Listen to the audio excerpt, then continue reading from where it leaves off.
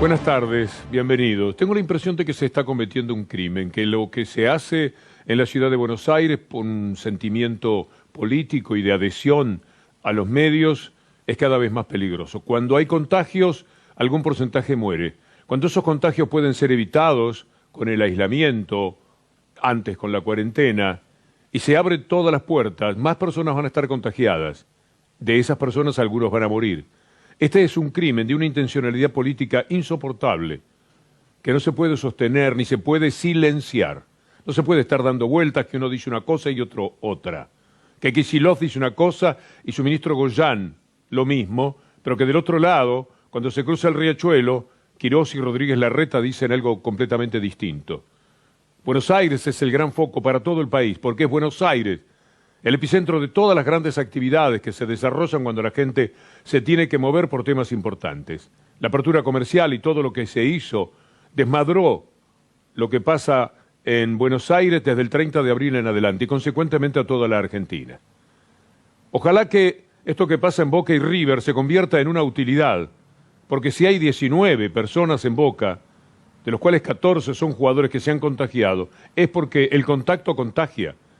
Parece mentira que a esta altura estemos tratando de dar algún tipo de ejemplo. Nos da pena tener que hacerlo, pero a algo tenemos que recurrir a ver si en algún momento piensan las cosas de otra manera. El que habla con seriedad absoluta desde el primer día hasta hoy de este tema, el que no juega políticamente es el gobernador de la provincia de Buenos Aires, Axel Kicillof.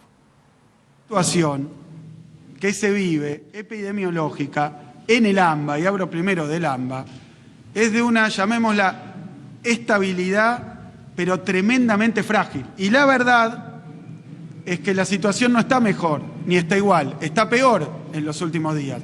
Por eso digo, una estabilidad realmente frágil, con altas y bajas, que dependen de la movilidad. Es un error abrir prematuramente.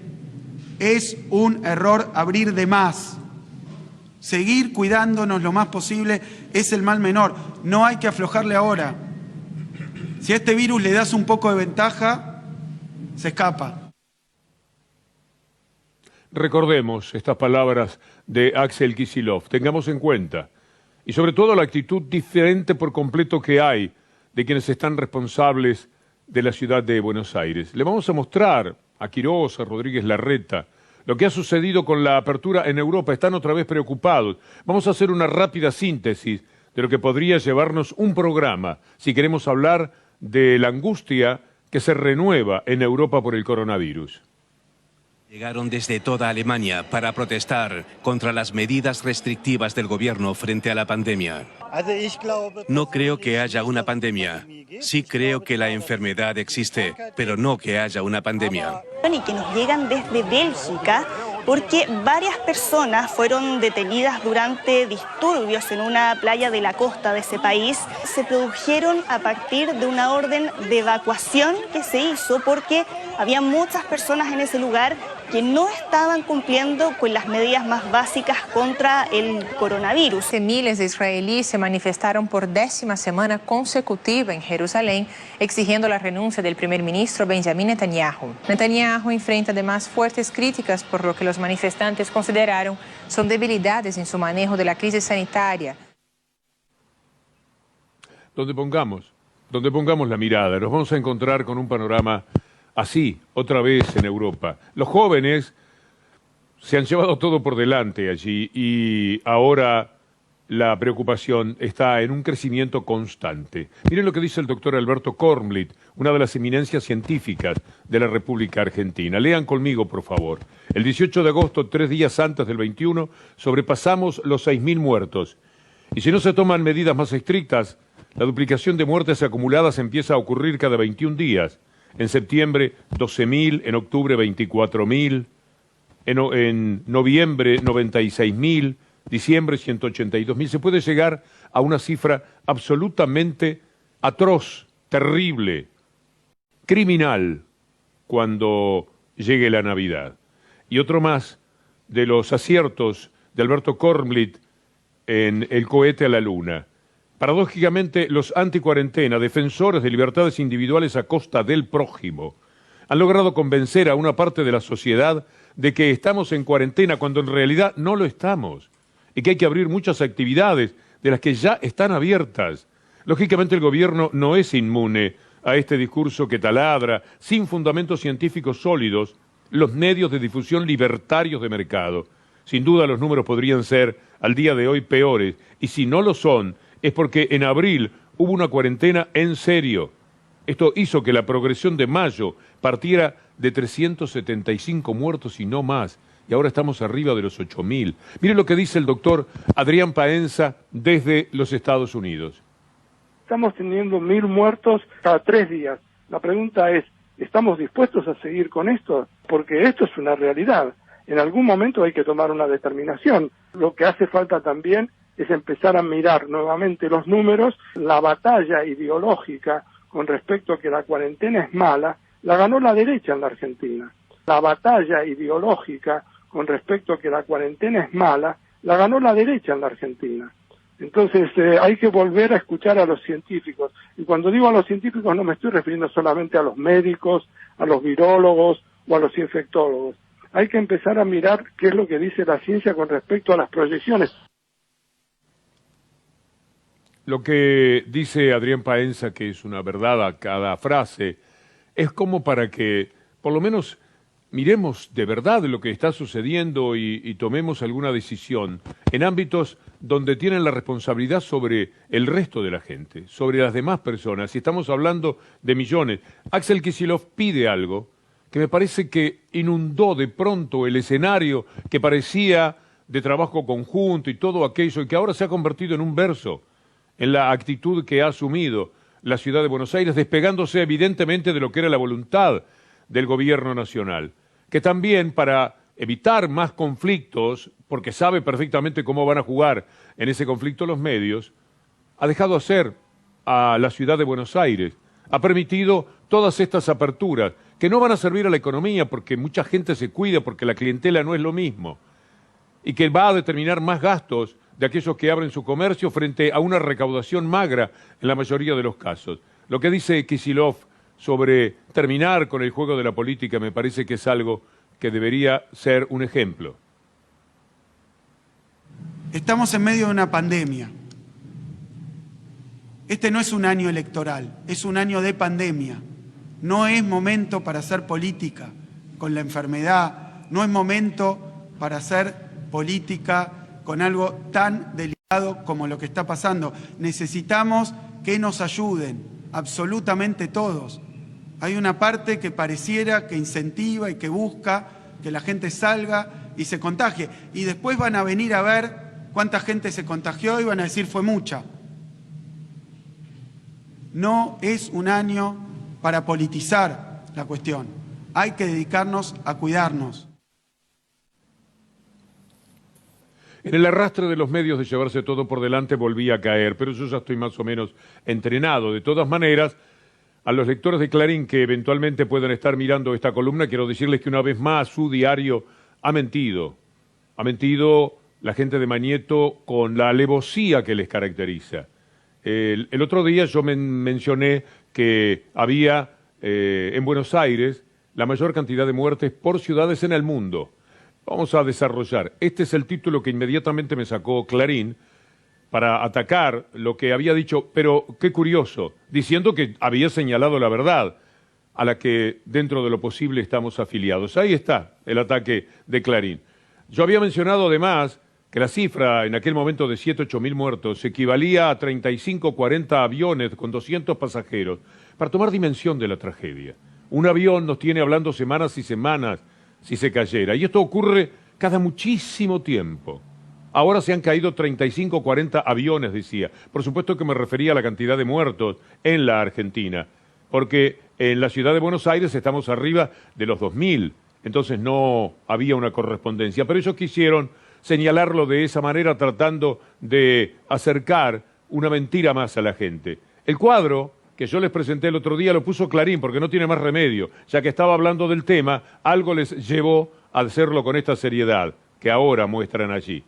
Y cuando Clarín y el gobierno de la ciudad se quejan porque hablamos de la cantidad de muertes por millón de habitantes, hay que decir que ellos lo hacen. Mire este título de Clarín, acompáñeme por favor, cuando ellos están señalando la cantidad de muertos por millones, ahí lo tiene. Si usted busca, si usted pone Clarín, millones, coronavirus, le van a salir muchas notas referidas a cómo esos han usado esa medida. Claro, la usan con la Argentina, dicen millones de muertos, muertes por millones en la Argentina, no lo quieren decir en Buenos Aires, pero Buenos Aires es la ciudad con más muertes en el mundo, y esto es así. Después cuando hable Quirós le vamos a responder. Otra cosa que hizo Clarín fue decir, por supuesto, que el informe me lo había dado el gobierno.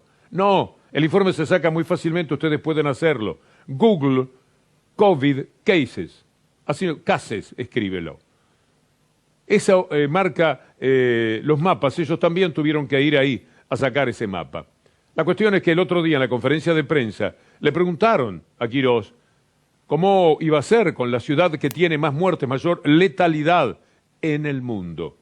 Y Quirós respondió con lo que en su momento Macri llamaba zaraza. Dijo varias veces recién que estaban preocupados por el nivel de contagios y teniendo en cuenta también que la ciudad tiene la tasa más alta de letalidad, ¿cómo se explica o de qué manera conviven esos dos argumentos para seguir avanzando en estas reaperturas, incluso con el personal doméstico? Entiendo que estuvo ese pedido, no sé si fue así o no. Te hago una pequeña adaptación a tu pregunta. La Ciudad de Buenos Aires no es la jurisdicción con la tasa más alta de letalidad, pero además, es muy importante que la gente sepa que la tasa de letalidad se debe ajustar por la demografía, por el grupo etario, porque ustedes saben que la mayoría de los fallecimientos ocurren mayores de 60 años, sobre todo mayores de 70 años. De manera que cuando está diciendo Quirós es una respuesta que, por supuesto, esquiva una realidad. Muy dolorosa, desde ya, pero ganado por ellos. Buenos Aires es por millón de habitantes la ciudad que tiene más muertes. Y él quiere hablar de geografía. Bueno, le podemos hablar de la geografía de Manhattan, que también tiene un alto nivel de muertes, ahora ni cerca de lo de Buenos Aires. Manhattan es 4 veces más chica. O le podemos hablar de Madrid, que es 3 veces más grande. O le podemos hablar de Londres, que es 8 veces más grande. Es decir, se puede relativizar de alguna manera, pero el dato es elocuente, es contundente y es indesmentible. Entonces no se puede dar tantas vueltas. Es una vergüenza lo que pasa en la ciudad, como dice el doctor Jorge Rashid. Indudablemente Cava es la ciudad del mundo con más muertos por millón de habitantes. ¿Te lo dijeron alguna vez? Hoy lo dijimos nosotros. Y hoy abre. Hoy lo dijimos cuando nosotros. Estamos en el pico. Pablo Messina, nuestro compañero que ha tenido coronavirus, escribió un tuit, léalo conmigo, porque esta es una gran verdad. Miente, @Horacio Larreta, el promedio diario de casos en los últimos 7 días es de 1.327, nada de 1.100. No podés hacer promedios de 6 semanas porque los números te favorecen. Que diga lo que piensa y quiere, que se haga cargo. Basta de marketing neoliberal berreta. Lo que ha pasado con Clarín en estas horas, ese ataque, no solamente a mi persona, sino a otros, pero que ya son de la política, no del periodismo, tiene que ver con el evidente propósito de instalar a Rodríguez Larreta donde antes estaba Macri, que se arreglen entre ellos, que no pongan de por medio a quienes sostenemos las cosas con la verdad, como ellos tuvieron que reconocer a lo largo de la nota que publicaron. Pero ese título, esos títulos, todo lo que usted está viendo ahora seguramente de Clarín sobre Rodríguez Larreta, es un tema político que tiene que arreglar Mañeto con Macri, con Rodríguez Larreta y con María Eugenia Vidal, y dictaminar, indicar quién va a ser el candidato y punto, y se terminó la historia. No somos nosotros los que podemos jugar a lo que él sí manda, como si tuviera chirolitas entre sus manos. Pero hay satisfacciones que no deben apagarse, por más que este sea un tiempo muy difícil para la República Argentina. El lanzamiento del SAOCOM 1B es una felicidad para la Argentina, de la que nos privan algunos medios. Mire este lanzamiento. Ahí está otra inmensa satisfacción. Estamos hablando de las 20 horas y 18 minutos de ayer, en Cabo Cañaveral. El INTA lo había pedido por sus necesidades. CONAE, la Comisión Nacional de Asuntos Especiales, e INVAP de Bariloche, como siempre, estuvieron en esa realización. Como dice Alberto Fernández, solamente 10 países están en condiciones de hacer lo que hizo la Argentina. Volvimos a poner a la ciencia y la tecnología en el lugar que correspondía. Y miren qué ironía, ¿eh? Estamos en pandemia, saliendo del default, y ayer pusimos en órbita el segundo satélite que le permite a la producción argentina saber cómo van a estar los suelos, cómo van a ser el régimen de lluvias, cómo van a crecer los ríos, cómo se van a desplazar los glaciares. Un proyecto que empezó Cristina en el año 2010.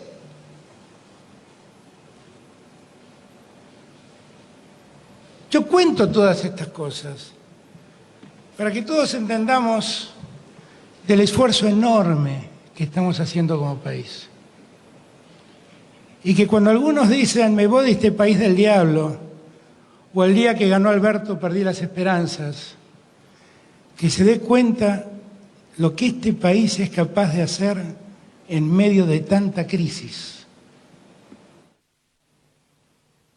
Disculpe, presidente, no lo van a ver. El 90% le es escamoteado cualquier cosa que pueda ser buena para usted, para el gobierno, para el país y para los argentinos en general. Mire la tapa de Clarín de hoy. Un episodio de ayer a las 20 horas y 18 minutos. Un satélite que rompe hacia el espacio con una bandera argentina, un orgullo argentino, hecho por científicos argentinos. Allá va. Y sin embargo, la tapa de Clarín de hoy no tiene un lugarcito. No existe este tema entre los importantes de la República Argentina. No lo es para ellos. Entonces, así es muy difícil. Cuando hablan de, en el análisis político, quién va a ser el candidato, no importa. El plan de Clarín es deteriorar todo lo posible a este gobierno que no le gusta, porque es inclusivo, porque se siente progresista y ojalá que podamos seguir diciendo que lo es. La comparación con Macri, mire, es muy fácil hacerla. Hace 2 años Macri terminaba con el ARSAT tercero, ¿se acuerda de esto? En el año 2006, cuando las posiciones orbitales de Argentina corrían riesgo de ser perdidas, él tomó la decisión de, sacarle la concesión de las órbitas que le había dado el gobierno de Menem a Nahuelsat, una empresa privada de capitales internacionales, y crear ARSAT. Y a partir de ahí, al mismo tiempo, decidió que en lugar de comprar un satélite, que se podía haber hecho, operarlo desde Argentina, pero comprarlo, tomó la decisión de que se iba a construir en el país. El gobierno justificó la suspensión del desarrollo del tercer satélite nacional por la supuesta necesidad de reenfocar esfuerzos, al tiempo que cuestionó al satélite ARSAT 2, lanzado al espacio en septiembre del año pasado. Por supuesto. El ARSAT tenía que ser para la gente del grupo. Ese era el destino que le querían dar para que también sacara esa ventaja. Basta de satélite, de científicos, de poner a la Argentina en un lugar importante en el mundo. Ellos que viven hablando de estar en el mundo. Mire esta placa de la doctora Julia Estrada, de la gente del CEPA. El 38%, más de un tercio, bajaron el presupuesto del ARSAT. Por eso no se podía hacer prácticamente nada. Pero además a esto le agregaban los despidos. Despidos en ARSAT, echaban a la gente. Mire esta protesta de aquel momento. Hace de esto 2, 3 años. Así llevaban adelante el país.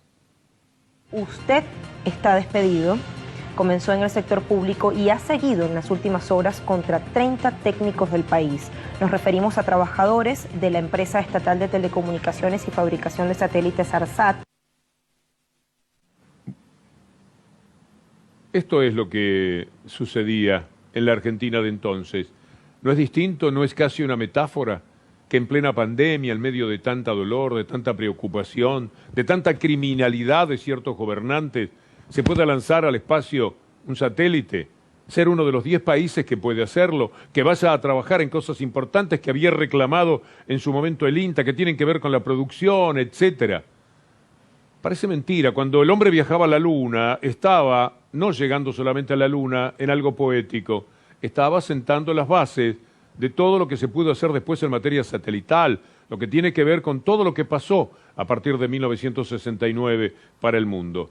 pero todo era contra los científicos y los universitarios. ¿Se acuerda de esta marcha de hace 2 años?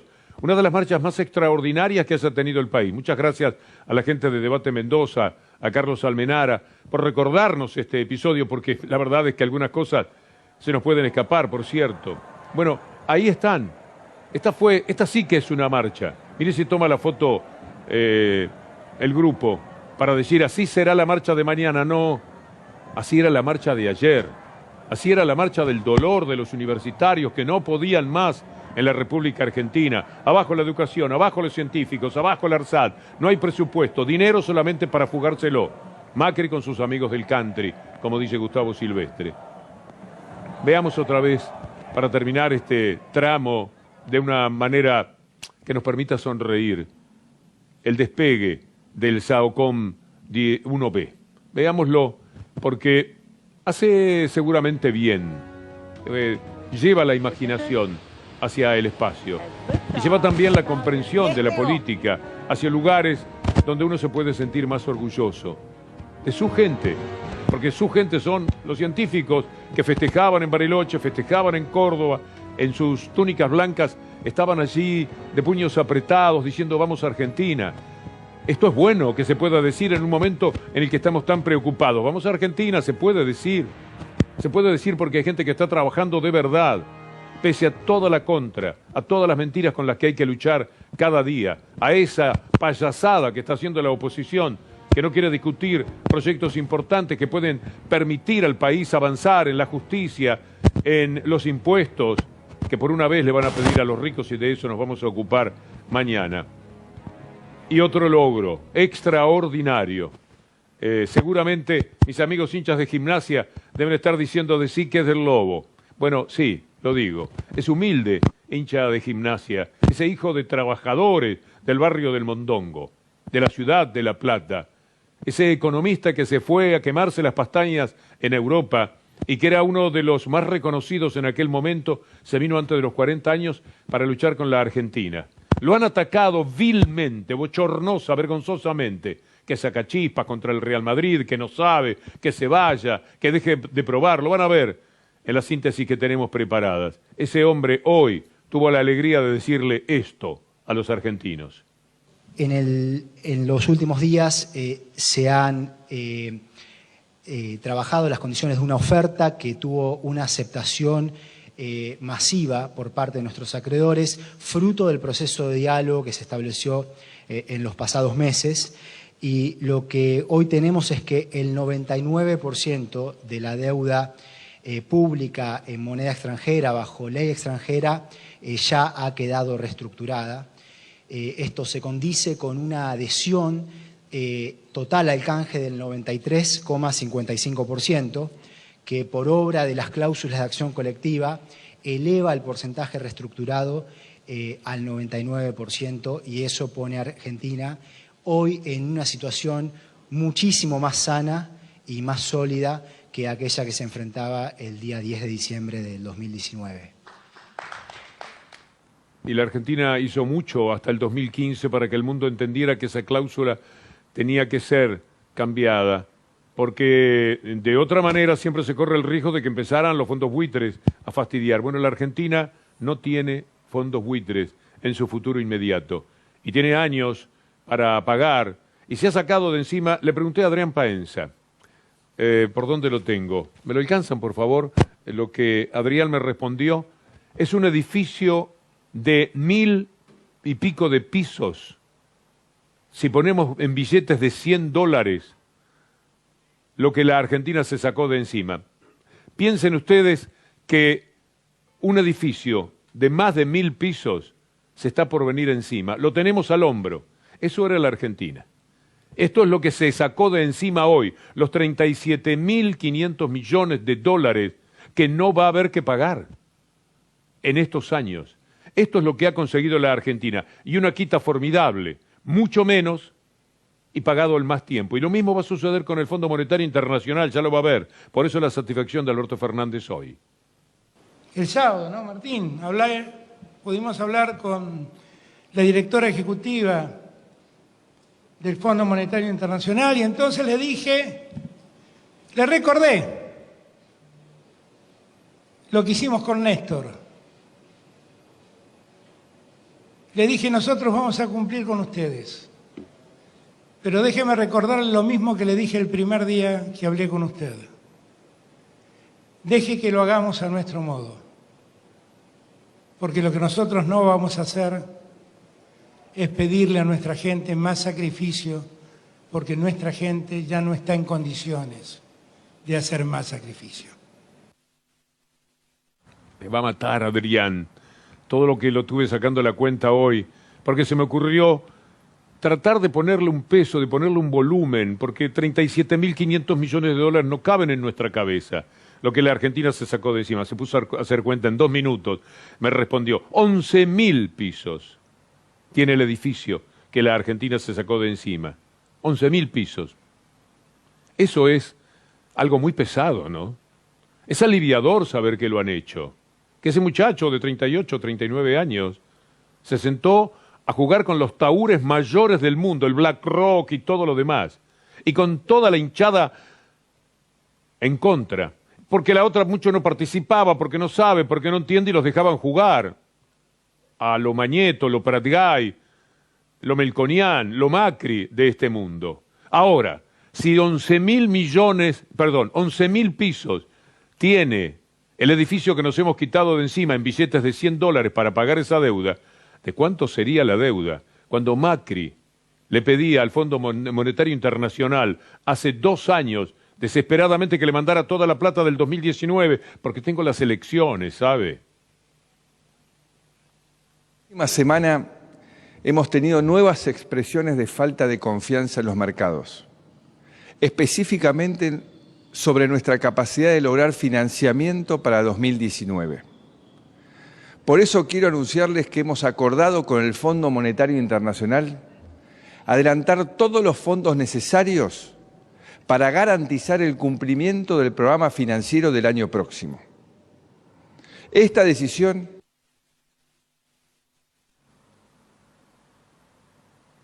El 6 de agosto vi Sobredosis y dije, ojalá que tenga razón Sobredosis con este informe, porque era muy jugado, todavía no estaba todo terminado. El 6 de agosto había un acuerdo, etcétera, pero era necesario llegar hasta el 24 primero, al final dijeron hasta la jornada de hoy, para sacarse de encima esta pesadilla en la que nos metió un gobierno absolutamente insensible, inconsciente, frívolo, absurdo, vendepatria y criminal finalmente, porque esto lo pagó mucha gente con su propia vida. El neoliberalismo siempre mata, el neoliberalismo mata de veras. Otra vez está matando. Más, ayudó a que se duplique todo mucho más rápidamente, a partir de los errores cometidos por las aperturas en la ciudad de Buenos Aires. Podría decir Rodríguez Larreta, pobre, está muy presionado, Quirós, por lo que dicen los medios, que la cuarentena, que la más larga, que esto, que lo otro. El martes en Batalla Cultural le vamos a mostrar cuándo empezó Clarín con La Nación a decir basta de este asunto de la cuarentena. 10, 15 días después de la primera cuarentena, ahí ya estaban haciendo fuerza para lo contrario. Y mire lo que lograron. Por eso cuando el 6 de agosto Sobredosis hizo aquel informe excelente, al que le hemos quitado algunas partes, porque procuro siempre molestar lo menos posible a colegas que aparecen allí disparateando de verdad. Le redujimos unas partes y lo que nos ha quedado es esto de aquel brillante informe del 6 de agosto. Tenía razón Sobredosis. Acá hay una prueba muy contundente de lo que sucede cuando no hay un plan. Cuando tiro al aire así una propuesta pensando que del otro lado la van a aceptar, que fue lo que hizo Guzmán. La Argentina está negociando con los lobos de Wall Street y nos mandaron a un profesor de la serie Merlí. No dejéis que nadie os imponga su manera de pensar, sois mayores como para pensar por vosotros mismos. Porque lo que está ocurriendo es que el mercado te habla directamente con plata, con dinero, y el ministro Guzmán les habla con la teoría. Hay muchos errores de fondo en esa negociación. Probablemente la noticia económica más importante de todo el año. Incluso te diría la primera vez que Argentina despeja tan claramente los 4 años que vienen por delante desde el punto de vista financiero de su historia. El ministro Guzmán les habla con la teoría. Acá hay una prueba muy contundente de lo que sucede cuando no hay un plan. Argentina, por más que Martín Guzmán sea San Martín Guzmán, no tiene salida. Martín Guzmán, te lo ruego por la salud nuestra, no probés más. En el periodo 2020-2030, el alivio será de 37.700 millones de dólares. Martín Guzmán, no probés más. Si vos querías negociar, tenía que ser exactamente al revés de cómo lo hiciste. Primero ofreciste 40, después ofreciste 45. Te fueron llevando como chico para el colegio. Firmamos el 54, o sea, perdimos un montón de tiempo, una ineficiencia total para tener el mismo número que quieren los acreedores. El brillante colega que es Alejandro Fabri patentó la expresión payaso mediático. Son payasos, porque cuando uno mira esto ahora, pero sabe lo que sucede, que ahora podemos mirarlos con gracia. Usted sabe el daño que estaban haciendo en aquel momento, en su confianza, en su deseo de que las cosas le salieran bien a la Argentina, porque con esa brutal deuda, teniéndola que pagar este año, no hay recuperación posible.